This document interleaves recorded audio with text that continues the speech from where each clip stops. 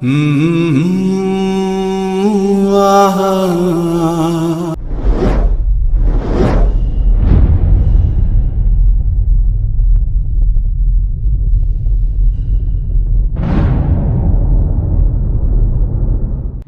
साथियों और नाज़रीन इकराम, नई कहानी के साथ करता हूँ मैं आप सबका इस्लामी तरीके से इस्तकबाल। अस्सलामु अलैकुम वरहमतुल्लाहि वबरकातुहू। हमें तो अपनों ने लूटा, गैरों में कहा दम था। हमें तो अपनों ने लूटा, गैरों में कहा दम था। मेरी कश्ती डूबी वहां जहां पानी कम था। हमारी आज की इस कहानी का मौजू, उन्वान या टॉपिक है, जो ना समझे वो अनाड़ी है। तो चलिए शुरू करते हैं हमारी कहानी। अख्तर ने रेहान से कहा, भाई इलेक्शन आ चुके हैं, इस बार खूब मेहनत करनी पड़ेगी और किसी भी तरह अमीन भाई को जिताना ही होगा। साला अपने लोग को ये दूसरे धर्म वाले बहुत दबा रहे हैं। बहुत हो गया इन लोग का। एक बार अमीन भाई जीत के आ गए ना, तब अपुन इन्हें बताएंगे, क्योंकि अमीन भाई हमारी बात को सुनते हैं और वह हमारी कौम ही के है, इसलिए वो हमारे मसले जरूर हल करवाएंगे। तू क्या बोलता है? रेहान ने कहा, बात तो तू सही बोल रहा है बॉस। चल अमीन भाई से मिलते हैं और अपने मोहल्ले में उनका प्रचार शुरू कर देते हैं। हर बार की तरह बगैर सोचे समझे एक नई उम्मीद, नया नाम और नए चेहरे का प्रचार करने के लिए अख्तर और रेहान अपने मोहल्ले में अमीन भाई का प्रचार करना शुरू कर देते हैं। तो वहीं दूसरी तरफ राहुल जीतू से कहता है, यार जीतू, इलेक्शन आ चुके हैं, इस बार खूब मेहनत करनी पड़ेगी और किसी भी तरह राकेश साहेब को जिताना ही होगा, वरना दूसरे धर्मों को मानने वाले हमारे सर पर बैठना शुरू कर देंगे। जीतू ने कहा, हाँ तू ठीक बोल रहा है। मेरे घर के बाजू में अख्तर और रेहान रहते हैं, मुझे भी उन दोनों को सबक सिखाना है, क्योंकि वो दोनों किसी अमीन भाई के प्रचार में लगे हैं। अब अख्तर और रेहान को सबक सिखाने के लिए बगैर सोचे समझे राहुल और जीतू भी अपने मोहल्ले में राकेश साहब का प्रचार करना शुरू कर देते हैं। इलेक्शन के कुछ दिनों पहले तक दोनों अपोजिट पार्टियों की खूब रैली पर रैलियां, नारेबाजी, धर्मों की दोहाइया, अच्छे दिनों का वादा, गरीबों के मसले का हल, किसान हमारे मेहमान, देश का विकास, डिजिटल इंडिया, ना ये ना वो, ऐसा बहुत कुछ हुआ। और इसी बीच इलेक्शन भी हो गया।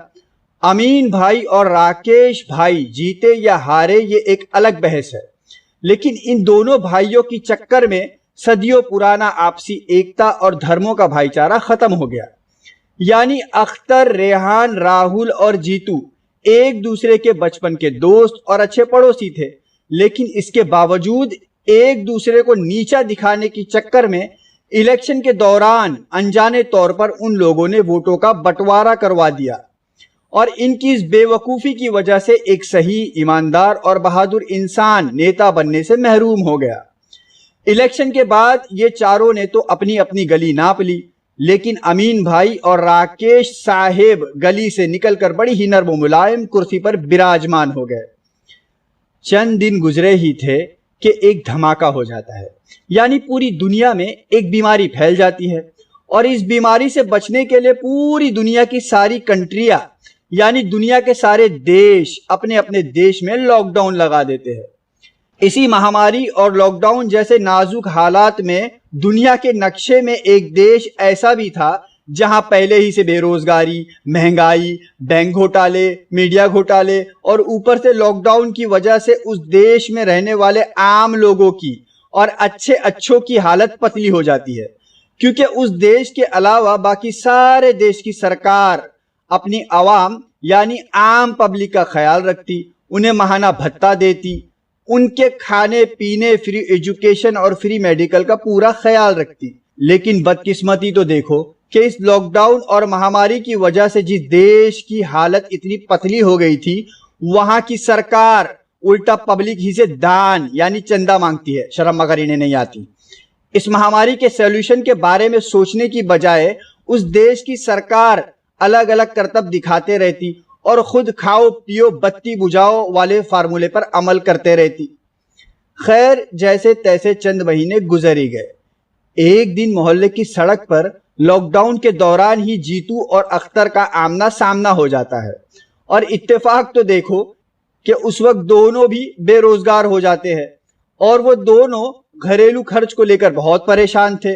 उनका मकान मालिक उनसे किराया मांगता, फिर इलेक्ट्रिक बिल, घर का राशन, बच्चों की ऑनलाइन पढ़ाई की फीस, डबल महंगाई और ऊपर से मुंह के मांस का अलग से खर्चा।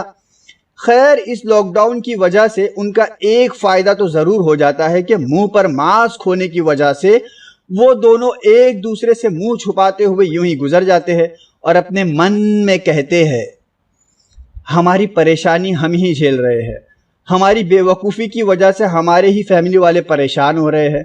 काश हमने सही नेता को चुना होता, काश हम धर्म की ऐनक ना पहनते हुए किसी भी धर्म के मानने वाले नेक, ईमानदार, पढ़े लिखे और अच्छे बैकग्राउंड वाले एक बहादुर इंसान को अपना नेता बनाते, जो सिर्फ इलेक्शन के वक्त ही अच्छे अच्छे ख्वाब नहीं दिखाता बल्कि इस तरह के बुरे हालात में भी हमारे साथ खड़ा होता। काश हम देश की तरक्की और अच्छे भविष्य के लिए कौन सा नेता अच्छा होगा ये सोचने में एक दूसरे की मदद करते और एक ईमानदार इंसान को अपना नेता बनाते और अपने अपने धर्म के नेता को जिताने में मगन ना होते, तो फिर इस बुरे हालात में हम इतने परेशान ना होते और आखिर में बड़े ही अफसोस और शर्मिंदगी से अपने मन में कहते हैं कि न मेरा नेता किसी काम का, न इसका नेता और न किसी और का नेता। दोस्तों, इस कहानी से हमें यह पैगाम या मैसेज मिलता है कि हम चाहे जिस देश में भी रहते हो, हमें उस देश की तरक्की, अच्छे भविष्य, रोशन मुस्तकबिल, एजुकेशन और अक्सर धर्म इंसानियत ही की तालीम देते हैं।